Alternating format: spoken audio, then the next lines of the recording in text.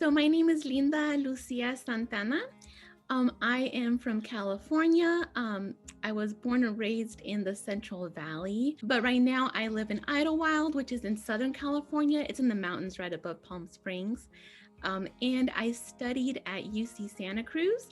That's where I did my undergraduate studies, and I went to graduate school at the University of North Texas in Denton, Texas. In my graduate research, I felt like I was slowly becoming a corridista.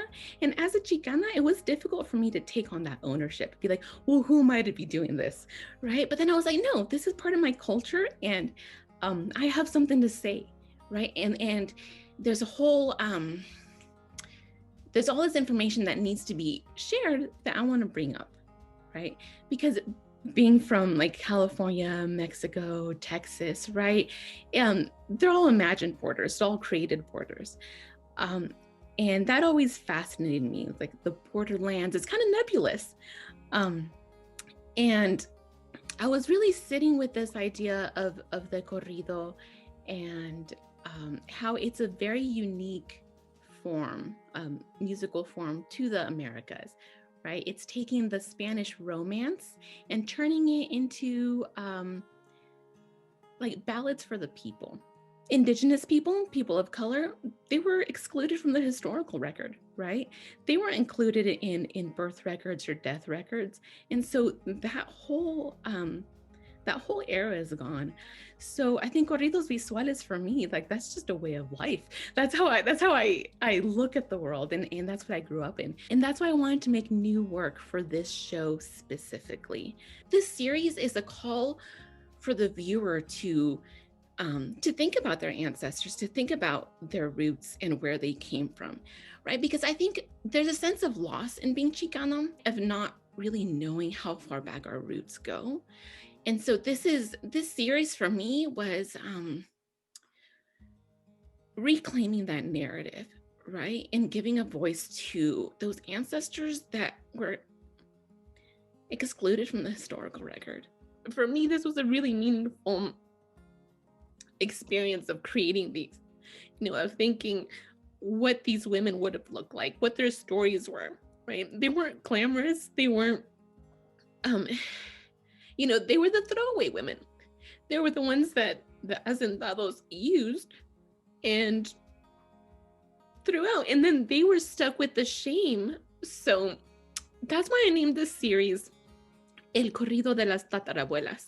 So tatarabuelas means great-great-grandmothers, right? And I love that in Spanish that there's a word for that, right? It's not just adding great to it, Bisabuela is great-grandmother, and tatarabuela is great-great-grandmother. And so that's what I wanted to speak to, because this is like the 1830s to 1860s.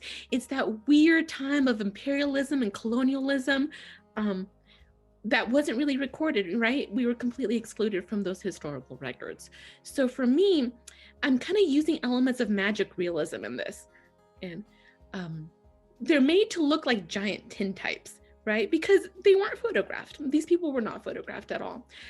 There's a sadness in their imagery, and that's something that I was feeling when I was doing my research, and I think that shows in the images. At first I was like, oh man, they're too dark, they're kind of depressing, and they're kind of shrouded in shadow. And I was like, well, they are, and they were. And I think that's a big part of being Latinx too. I mean, how many of us can really trace our roots that far back? So they're all El Corrido de la Tatarabuela, but one of them is titled, What Were Your Dreams? With her, she has a shawl. You can kind of see the outline of it, but it's a baby carrying shawl. Because I wanted to show that, because their legacy lives on through us, right? Through their blood, through, we were born of them. So that's why I wanted to honor that in that piece. Another one is called, What is Your Story? How would they frame it if they were asked to put it in their own words? How would they share that? And the last one is, what would you like us to know about you? These are all questions I would love to step back and ask them. But with these pieces, I wanted to instill a little bit of magic, right? Because they're not photographs, but they're shown to be in that style because we did exist. We just don't have a record of it. So I wanted to create that